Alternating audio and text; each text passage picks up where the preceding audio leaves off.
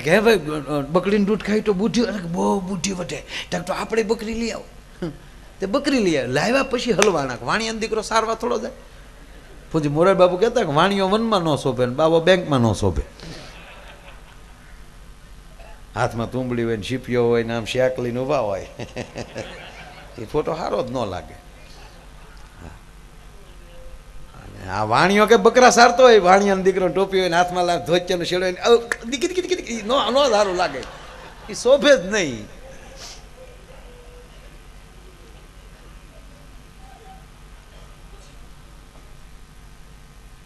બકરી લઈ આવ્યા પછી મૂંઝાણા હવે શું કરું, બુદ્ધિનો ઉપયોગ કરો કે શું દુકાન બોર્ડ મારો કે આપણી બકરીને જે ધરવી આવે એને રૂપિયા 500 આપવાના. હવે એ સમયમાં હાંગડીઓ મારી મારીને પાણા કાઢીએ તો એ પસા ન મળે, એને 500 રૂપિયા એક બકરું સારવાના મળે. હવારના પરમાં બધા સીધા દુકાને લાવો શેઠ બકરી કે ભાઈ લાઈનમાં પહેલો ખોટી ઉતાવળ નહીં. રોજ એક જણાને બકરી આપે પણ કે જો સાંભળ બકરી ઢળાઈ ગયેલી છે તો મળશે, અહીંયા આવીને ખવડાવી ન ખાય તો ભૂખી તો તમારો ડી ફેલ. રોજ એક જણો લઈ જાઓ. અમુક તો હમઠિયાળા વટી જાય. એટલે અમારે અહીંયા આવ્યું તળાજા પાસે હમઠિયાળા આવી. હા પાછું આપણે બધું પાછું ઘેરે જવાનું હોય ને એટલે બધું પાછું જોવું કા ભરું છે.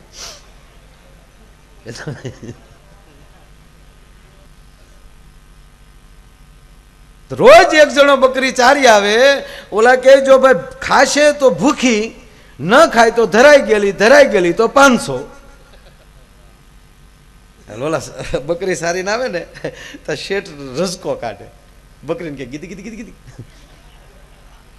બકરાને ટેવ હોય ગમે એટલું ધરાઈ ગયેલું હોય ને તો રસકો ભાડે તો 2 ફૂદડા તોડે આગળ રહે નહીં. ચાલુ મન જેવું છે.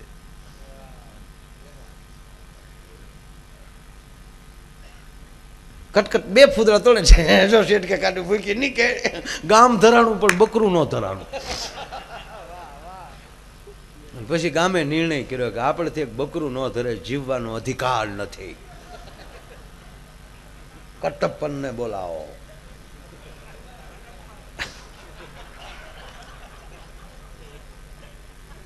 ગામ ભેગું થયું ને એમાં આ ચર્ચા હાલતી હતી બકરાની.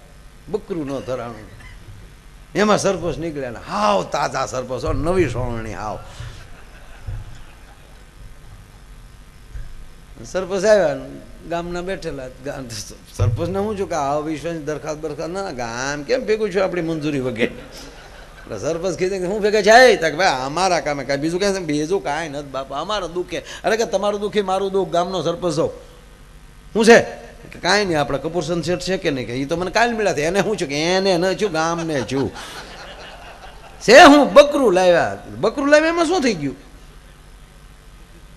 કે બકરું લાવ્યા ધરવવાના 500 રૂપિયા. એ જે બકરી ચારી આવે ને ધરવી આવે એને 500 રૂપિયા સરપંચ આપે. અમુકે તો 5-5 કિલો કપાસિયા ખવડાવ્યા. ગામ ધરાણું પણ શેઠનું બકરું ન ધરાણું એટલે ભેગા છે બાબા, બીજું કાંઈ નથી. એક બકરું ન ધરાણું આમ એમ થાય સરપંચ છે કેવું જોવે ને તમારે સરપંચ હો સીધા. જય માતાજી શેઠ. એટલે સરપંચ કાકા આવો, સરપંચ કાકા ટન ભાગ કોઈ દી ના આજા બજાડે નીકળ્યા. બોલો કાકા. બોલવું નથી. બકરી ક્યાં છે? બકરી તમને થોડી દેવાય, તમે મોટા માણસ. પણ 500 ક્યાં નાના, એ એક દીમાં ક્યાં જવાહર યોજનામાં નીકળવાના. પણ મોટા માણસ પછી તમે ડખો કરો એ ન મજા આવે. જો ઢળવીને લાવજો તો આપ્યો અને હું અહીંયા આવીને ખવડાવી થાય તો ભૂચી. અરે ખવડાવજો, હું રજકામાં હુવડાવજો.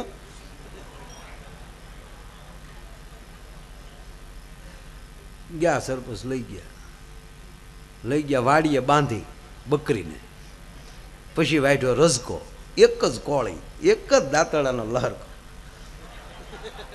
એટલી જ કોળી હારે લીધી અને ભારે લીધી પરોણી.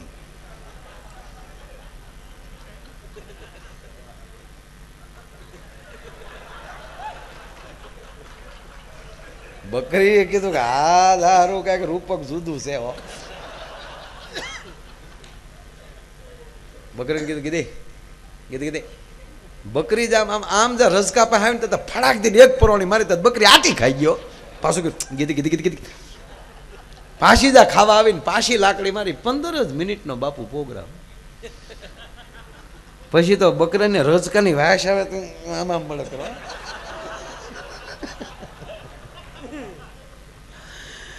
15 મિનિટનો ઈ પ્રોગ્રામ, 15 મિનિટનો આવવામાં, 15 મિનિટનો જવામાં, 45 મિનિટે સરપંચ પોગી ગયા શેઠની પેઢીએ. એમાં બાપા દી થોડા લાગે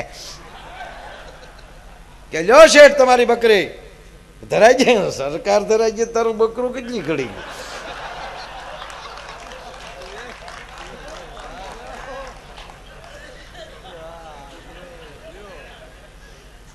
એમાં હોય કઈ ગાંડા ભાઈ, એ તો ધરવતા હોય એ જ ધરવી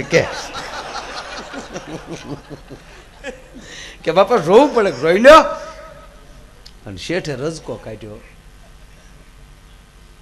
પછી તો બકરી લીલો કલર ભાળે ને તો ફેર સરતા થાય.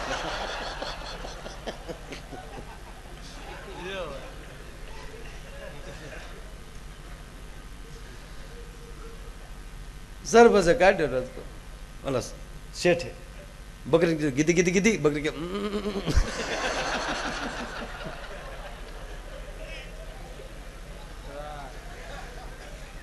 સરપંચ જો હારે કે વાણિયા દીકરો ને ક્યાંય ક્યાં ગીજી ગીજી ગીધી બકરી કે મોઢે અડાડ્યું ફરું કરીને વહી ગઈ. પણ રસકા હમું ન જોયું. ભૂખી લઈ ગયા ને 500 ઠપકારી ગયા સાહેબ. હે